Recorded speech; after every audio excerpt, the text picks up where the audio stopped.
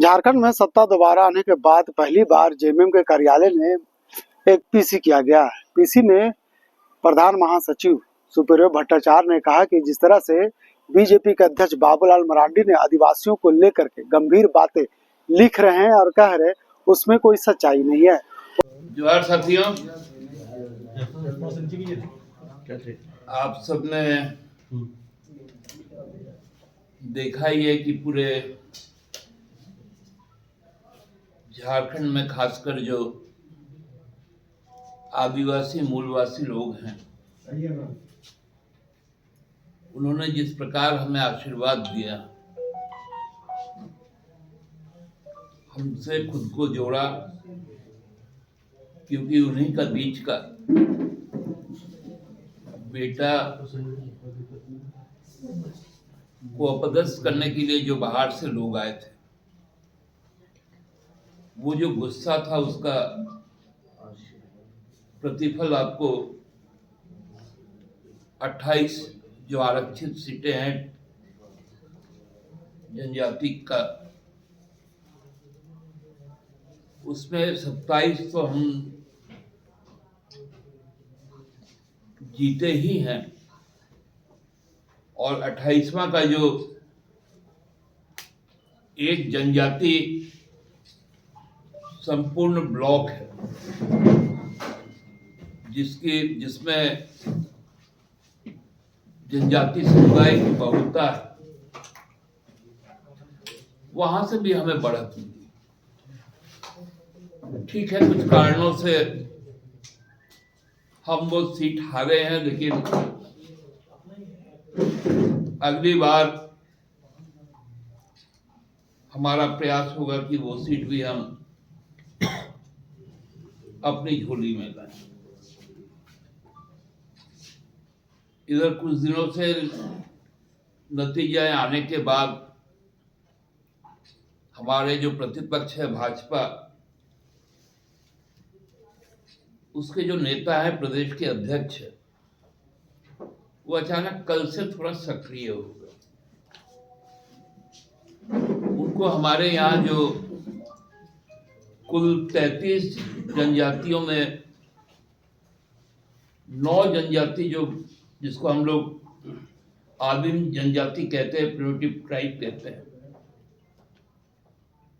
उसके एक जनजाति को लेकर उनके कुछ सुझाव आए हैं और कुछ बातें कही।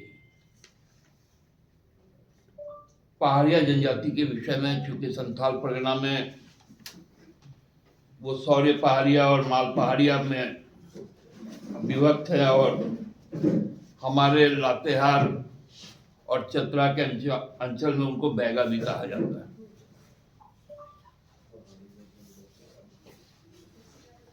बाबूलाल जी को हम थोड़ा उनके इस गंभीर विषय को लेकर उनको थोड़ा बताना चाहता हूं।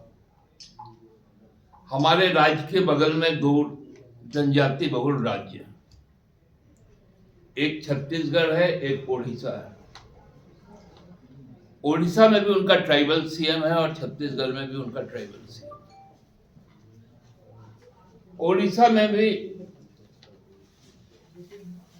कई ट्राइब्स हैं, जिनमें 15 ट्राइब चिन्हित है आदिम जनजाति के रूप में। बाबूलाल जी के लिए कहे तो मैं नाम भी बता दूं उन ट्राइब्स का, क्योंकि आपको तो नाम भी नहीं मालूम होगा। छत्तीसगढ़ में भी 12 आदिम जनजाति, उसका भी नाम शायद बाबूलाल जी को नहीं मालूम। और यहाँ जो उनके प्रभारी बनकर आए थे, जो 25 वर्षों तक मध्य प्रदेश में मुख्यमंत्री का दायित्व संभाले,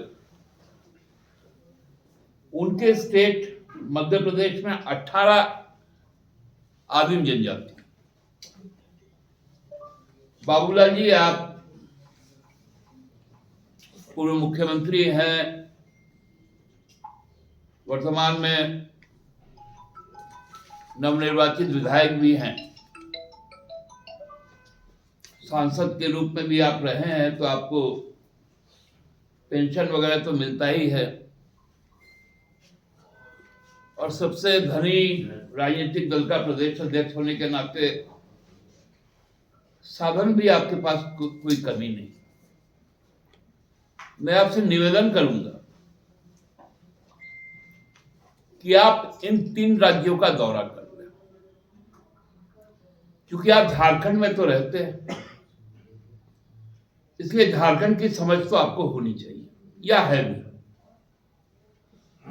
लेकिन खासकर इन 3 राज्यों मध्य प्रदेश, छत्तीसगढ़ और उड़ीसा, इनका आप दौरा कर लीजिए। मैं आपको स्थान भी बता दूं कि ये लोग कहां कहां पाए जाते, किस अंचल में इनका निवास, और उनको किस नाम से उनको पुकारा जाता है। सामाजिक स्थिति, आर्थिक स्थिति, शिक्षा की स्थिति, स्वास्थ्य की स्थिति और रोजगार का एक कंपैरेटिव आप स्टडी कर ले। ये मगरमच्छ का आंसू मत निकालिए।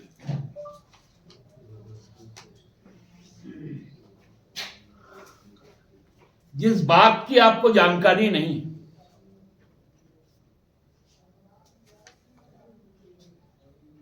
आज हम वो लोग हैं जो आदिम जनजाति का सीधा नियुक्ति की प्रक्रिया अपनाते हैं। गुरुजी के मुख्यमंत्री कार्य में हमने इस निर्णय को पालन किया था, हेमंत बाबू ने भी किया, और आपको चिंता सता नहीं।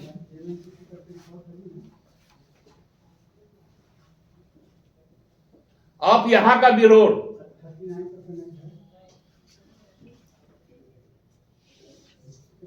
यहां का बैगा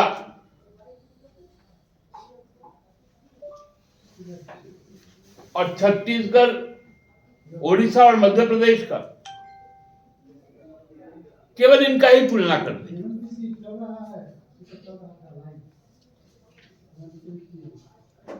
तो आपको समझ में आ जाएगा। अब तो कम से कम संभल के बात किया जाए, मत पड़िए इनके चक्कर में जो बाहर से आए। आसाम में जो काम करते हैं चाय बागानों में, इसी छत्तीसगढ़, उड़ीसा और झारखंड के लोग वहां पर मूल रूप से जिनका निवास है, वो लोग चाय बागान गए। आपने कभी आवाज उठाया क्या कि उनको जनजाति के रूप में रिकॉग्नाइजेशन दीजिए? आप केंद्र में मंत्री रहे, आपने कभी इस बात की चर्चा की?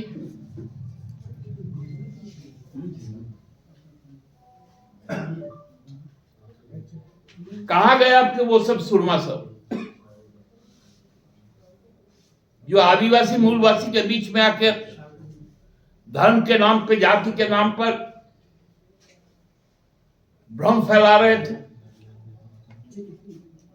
आज बाबूलाल जी को सवाल करना चाहिए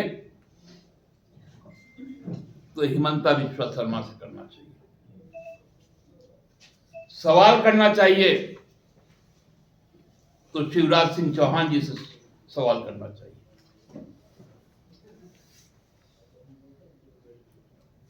अभी आने वाले दिनों में बाबूलाल जी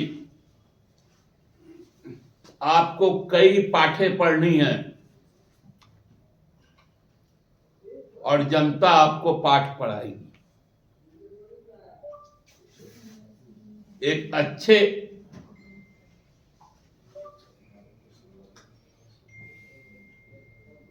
विद्यार्थी की तरह झारखंड के नब्ज को समझिए। झारखंड चाहता क्या है, झारखंड बोलता क्या है और झारखंड सुनता क्या है। आपको सब भाषाएं मालूम चाहिए। बहुत बहुत धन्यवाद।